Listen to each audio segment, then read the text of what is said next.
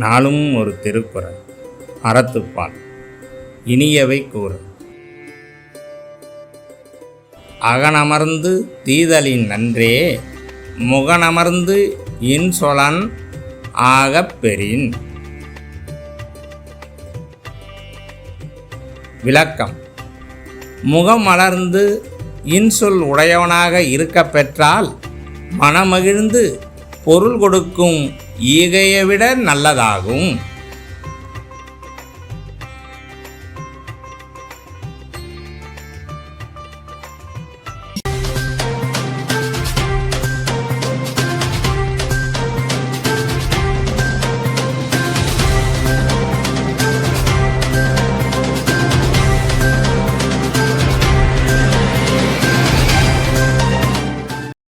இன்றைய முக்கிய செய்திகள்.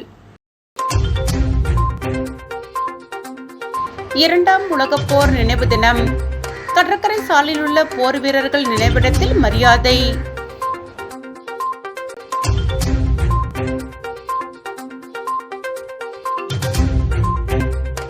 +2 தேர்வு முடிவுகள் வெளியீடு. புதுச்சேரி காரைக்காலில் 98.53% மாணவர்கள் தேர்ச்சி.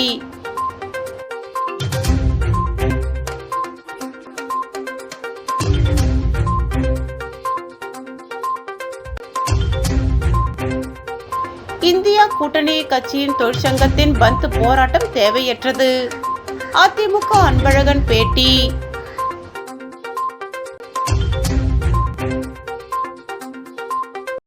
இனி விரிவான செய்திகள்.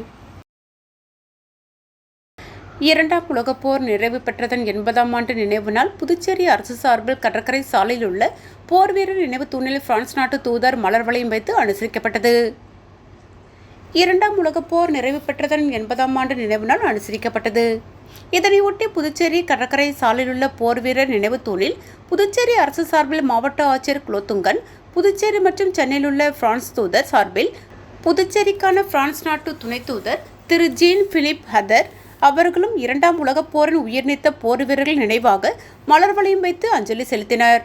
இந்நிகழ்ச்சியின் போது இரண்டாம் உலகப் போரின் போது உயிர்நீத்த வீரர்களுக்கு அஞ்சலி செலுத்தும் விதமாக இந்தியா பிரான்ஸ் நாட்டின் தேசிய கொடிகள் ஏற்றப்பட்டு இருநாட்டு தேசிய கீதங்கள் இசைக்கப்பட்டு மௌன அஞ்சலி செலுத்தப்பட்டது.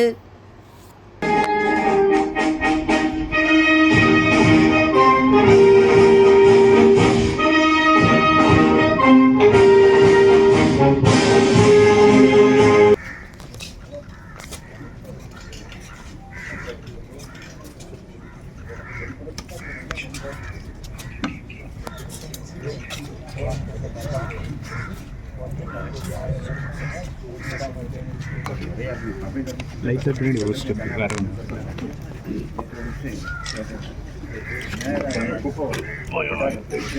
மறுபடியும் முன்னாடி தான் போயிட்டீங்க.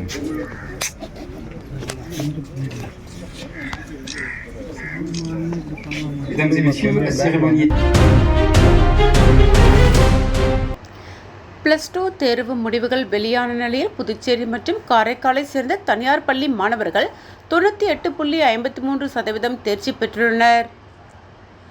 கடந்த மார்ச் 2025 நடைபெற்ற 12ஆம் வகுப்பு பொதுத் தேர்வை புதுச்சேரி மற்றும் காரைக்கால் பகுதியை 101 தனியார் பள்ளிகளை சார்ந்த 3881 மாணவர்களும் 3683 மாணவிகளும் ஆக மொத்தம் 7564 மாணவர்கள் தேர்வு எழுதினர். இதில் 7453 மாணவ மாணவிகள் தேர்ச்சி பெற்றுள்ளனர். இதில் 3794 மாணவர்களும் 3659 மாணவிகளும் தேர்ச்சி பெற்றுள்ளனர். தேர்ச்சி விழுக்காடு 98.53% உள்ளது. மேலும் புதுச்சேரி காரைக்காலை சேர்ந்த 101 தனியார் பள்ளிகளை சேர்ந்த மாணவர்கள் தேர்வு எழுதிய நிலையில் இதில் 51 தனியார் பள்ளிகள் 100% தேர்ச்சி பெற்றுள்ளன. புதுச்சேரியை பொறுத்தவரை கடந்த கல்வியாண்டு முதல் அரசு பள்ளிகள் அனைத்தும் CBSE பாடத்திற்கு மாறிய நிலையில் அரசு பள்ளிகளில் பயின்ற மாணவர்கள் CBSE பாடத்திட்டத்தின் கீழ் தேர்வு எழுதினர் என்பது குறிப்பிடத்தக்கது.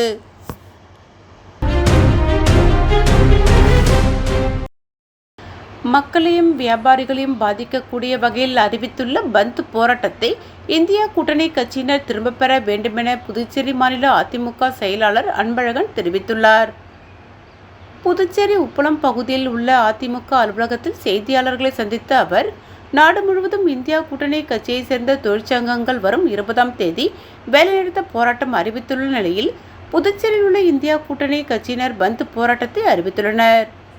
போர் சூழல் உள்ள நிலையில் சட்டம் ஒழுங்கு சீர்குலையும் வகையில் இந்தியா கூட்டணி தொழிற்சங்கத்தினர் அறிவித்துள்ள இந்த பந்த் போராட்டம் அவசியமற்றது என்றும் மக்களுக்கும் வியாபாரிகளுக்கும் தொல்லை கொடுக்கும் வகையில் அறிவித்துள்ள இந்த பந்த் போராட்டத்தை அவர்கள் திரும்ப பெற வேண்டும் எனவும், இல்லையெனில் அவர்களை தேசிய பாதுகாப்பு சட்டத்தின் கீழ் முன்னெச்சரிக்கையாக கைது செய்யப்பட வேண்டும் எனவும் அவர் வலியுறுத்தியுள்ளார். பகுதி நேர வேலைக்காக ஆன்லைனில் 2 பேர் ரூபாய் 83,000 முதலீடு செய்து பணத்தை இழந்துள்ளனர். முத்தரையர் பாளையத்தை சேர்ந்த நபரை தொடர்பு கொண்ட மர்ம நபர் பகுதி நேர வேலையாக ஆன்லைனில் முதலீடு செய்து அதிக பணம் சம்பாதிக்கலாம் என கூறியுள்ளார். இதை நம்பிய அவர் மர்ம நபருக்கு 53,000 ரூபாய் அனுப்பி கொடுக்கப்பட்ட பணிகளை செய்து முடித்தார். பின் அதன் மூலம் கிடைத்த லாப பணத்தை எடுக்க முயன்றபோது முடியவில்லை. அதன் பிறகே மோசடி கும்பலிடம் பணத்தை இழந்தது தெரியவந்தது. இதேபோல் காரைக்கால் திருநள்ளாரை சேர்ந்த நபர் 30,000 ரூபாய் இழந்துள்ளார். அரியாங்குப்பத்தை சேர்ந்த நபர் ஒருவர் ஆன்லைனில் 24,000 ரூபாய்க்கு CBSE பாடப்புத்தகம் ஆர்டர் செய்துள்ளார். ஆர்டர் செய்த புத்தகம் இதுவரையில் வரவில்லை. வம்பாக்கீரப்பாளையத்தை சேர்ந்த நபர் 20,000, வெளியூரை சேர்ந்த நபர் 3,800 என மொத்தம் 5 பேர் சைபர் மோசடி கும்பலிடம் 1,30,800 ரூபாய் இழந்துள்ளனர். புகார்களின் பேரில் சைபர் கிரைம் போலீசார் வழக்கு பதிந்து விசாரித்து வருகின்றனர். TN பாளையத்தில் பொறையாத்தம்மன் கோவில் குளத்தை தூர்வாரும் பணியை சபாநாயகர் ஏம்பலம் செல்வம் தொடக்கி வைத்தார்.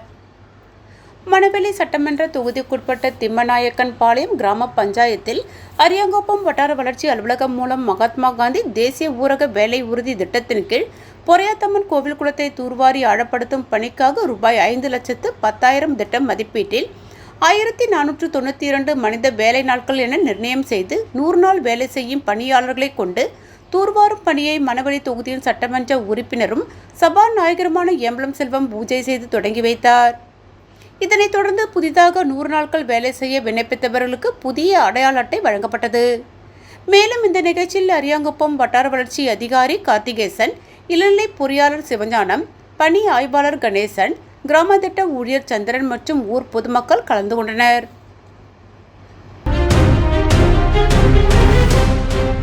அபிஷேகப்பாக்கம் ஏரியை ரூபாய் 43,44,000 செலவில் தூர்வாரி தூய்மைப்படுத்தும் பணியை சட்டப்பேரவைத் தலைவர் ஏம்பலம் செல்வம் தொடங்கி வைத்தார்.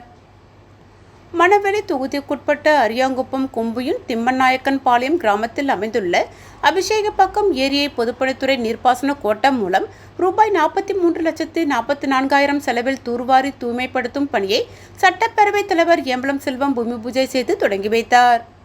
மேலும் இந்த நிகழ்ச்சியில் நீர்ப்பாசன கோட்ட இளநிலை பொறியாளர் ஸ்ரீநாத் மற்றும் அப்பகுதி முக்கிய பிரமுகர்கள், ஊர் பொதுமக்கள் பலர் கலந்து கொண்டனர். புதுச்சேரி நவீனா கார்டன் பகுதியில் அமைந்துள்ள ஸ்ரீ நவநீத கிருஷ்ணன் திருக்கோவிலில் சித்திரை பிரம்மோற்சவத்தை ஒட்டி திருத்தேரோட்டம் நடைபெற்றது. புதுச்சேரி நவீனா கார்டன் பகுதியில் அமைந்துள்ளது ஸ்ரீ நவநீத கிருஷ்ணன் திருக்கோவில். இந்த திருக்கோவிலில் சித்திரை பிரம்மோற்சவ விழா 30ஆம் தேதி கொடியேற்றத்துடன் தொடங்கியது. இதனையடுத்து ஹோமங்களுடன் திருமஞ்சனம் நடைபெற்று தினம்தோறும் பல்வேறு வாகன சேவை நடைபெற்று வருகிறது. இதனையொட்டி இன்று திருத்தேரோட்டம் நடைபெற்றது. அலங்கரிக்கப்பட்ட கிருஷ்ண பெருமாள் உள்புறப்பாடு நடைபெற்று திருத்தேரும் வைக்கப்பட்டு கோவிந்தா கோவிந்தா கோஷத்துடன் பக்தர்கள் வடம் பிடித்து திருத்தேரினை முக்கிய வீதிகள் வழியாக இழுத்துச் சென்றனர். இதில் ஏராளமான பக்தர்கள் கலந்து கொண்டு பெருமாளை வழிபட்டு சென்றனர்.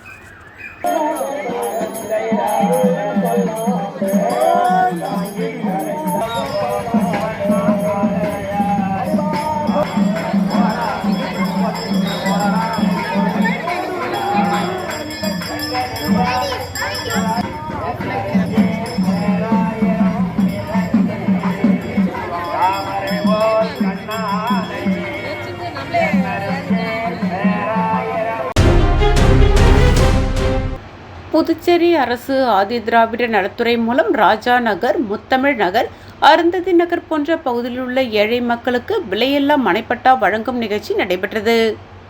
இதனை உருளையன்பேட்டை தொகுதி சட்டமன்ற உறுப்பினர் நேரு வழங்கினார். இந்நிகழ்ச்சியில் ஆதி திராவிட நலத்துறை அதிகாரிகளும் புதுச்சேரி மாநில மனிதநேய மக்கள் சேவை இயக்க பிரமுகர்களும் பலர் உணர்ந்தனர். புதுச்சேரி 12ஆம் வகுப்பு பொதுத் தேர்வு 100% தேர்ச்சி பெற்று விவேகானந்தா மேல்நிலைப்பள்ளி மாணவர்கள் சாதனை. 12ஆம் வகுப்பு அரசு பொதுத் தேர்வில் செல்லப்பெருமாள் பேட்டையிலுள்ள விவேகானந்தா மேல்நிலைப்பள்ளி மாணவர்கள் 214 தேர்ச்சி பெற்று சாதனை படைத்துள்ளனர். இதில் மாணவி தமயந்தி 600க்கு 590 மதிப்பெண்கள் பெற்று பள்ளி அளவில் முதலிடத்தை பிடித்துள்ளார். மாணவன் கௌதம் 600க்கு 588 மதிப்பெண்களுடன் இரண்டாவது இடத்தையும், தர்ஷினி 600க்கு 581 மதிப்பெண்கள் பெற்று மூன்றாவது இடத்தையும் பெற்றுள்ளார். 550 மதிப்பெண்களுக்கு மேல் 31 மாணவர்களும், 500 மதிப்பெண்களுக்கு மேல் 91 மாணவர்களும், 450க்கு மேல் 71 மாணவர்களும் தேர்வு எழுதி அனைவரும் முதல் வகுப்பில் தேர்ச்சி பெற்றுள்ளனர். வேதியியல் பாடத்தில் ஒருவரும், கணினி அறிவியல் பாடத்தில் 18 மாணவர்களும், கணினி பயன்பாடு பாடத்தில் 3 மாணவர்களும், கணக்கு பதிவியல் 1 மாணவரும், பொருளாதாரத்தில் 1 மாணவரும் 100க்கு 100 மதிப்பெண்களை பெற்று சாதனை படைத்துள்ளனர். சாதனை படைத்த மாணவ மாணவிகளை விவேகானந்தா கல்விக் குழும தாளாளர் செல்வகணபதி, பாராளுமன்ற உறுப்பினர் முதன்மை முதல்வர் பத்மா, விவேகானந்தா மேல்நிலைப்பள்ளி முதல்வர் திருமதி கீதா ஆகியோர் சால்வை அணிவித்து பாராட்டுகள் வழங்கி இனிப்புகள் வழங்கி ஊக்குவித்தனர். புதுச்சேரி கவுண்டம்பாளையம் முத்துரத்தின அரங்கம் மேல்நிலைப்பள்ளியில் புதுவை மாநில கராத்தே சங்கத்தின் கூட்டம் நடைபெற்றது. கூட்டத்திற்கு கராத்தே சங்க தலைவர் இளங்கோவன் மற்றும் கராத்தே சங்க பொதுச் செயலாளர் பலவன் ஆகியோர் தலைமை தாங்கினார்கள். பொருளாளர் சுந்தர்ராஜன், முக்கிய நிர்வாகிகள் மூர்த்தி, சுப்பிரமணி, வெங்கடாஜலபதி, ஆலவந்தார், மதிஒலி, அசோகன், அழகப்பன், குமரன் ஆகியோர் முன்னிலை வகித்தனர். கூட்டத்தில் பள்ளி மாணவர்களுக்கு கோடைக்கால இலவச கராத்தே பயிற்சி முகாம் நடத்துவது, கராத்தே பயிற்சியாளர்களுக்கான கட்டா மற்றும் சிசாய் குறித்து பயிற்சி அளிப்பது, மாநில மற்றும் தேசிய போட்டிகள் மற்றும் அடுத்த ஆண்டு ஜப்பானில் நடைபெறும் ஆசிய போட்டிக்கு கராத்தே வீராங்கனை தயார் செய்வது மற்றும் நடுவர்களை தேர்ந்தெடுப்பது, புதுவை மாநில அளவிலான கராத்தே போட்டி நடத்துவது போன்றவை குறித்து இன்றைய கூட்டத்தில் விவாதிக்கப்பட்டது. முடிவில் ராஜ் நன்றி கூறினார்.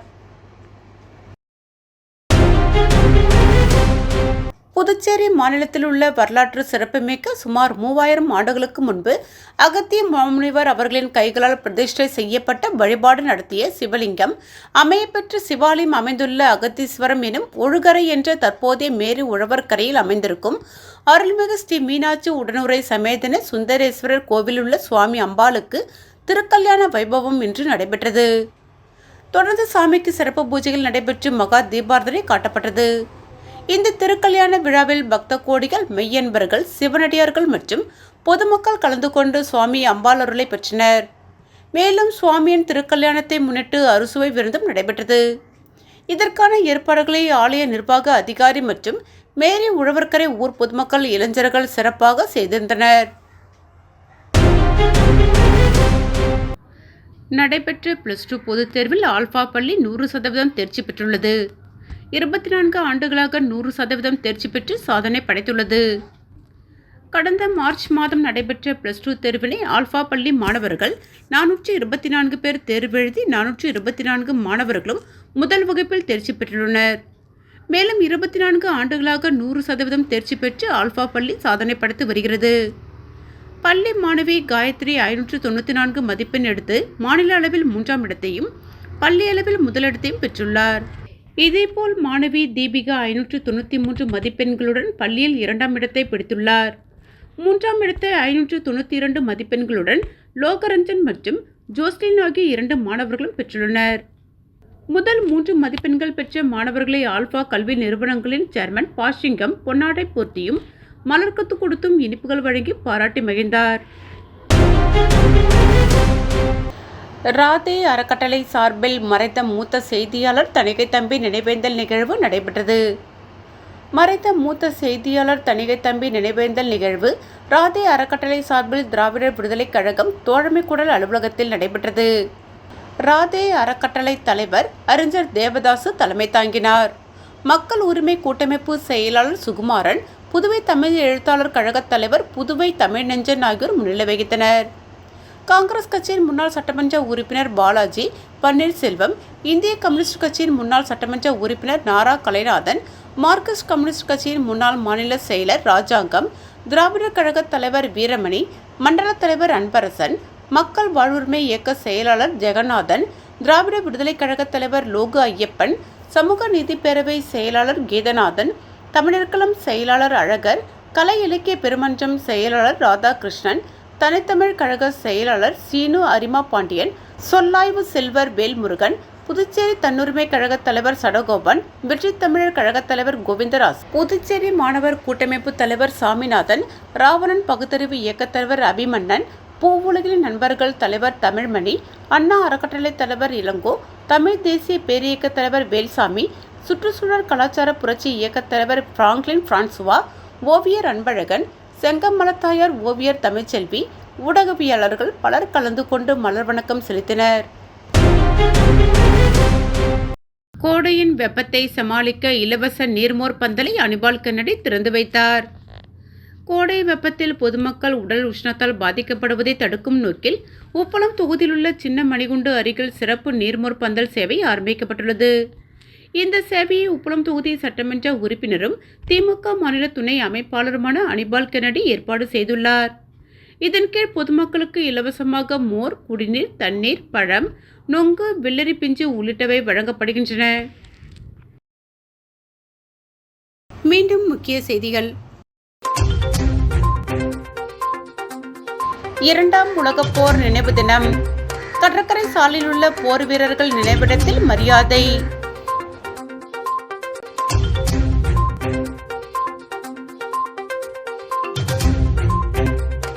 +2 தேர்வு முடிவுகள் வெளியீடு. புதுச்சேரி, காரைக்காலில் 98.53% மாணவர்கள் தேர்ச்சி.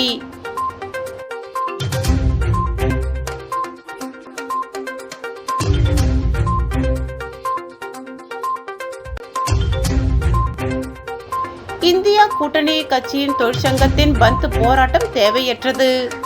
அதிமுக அன்பழகன் பேட்டி.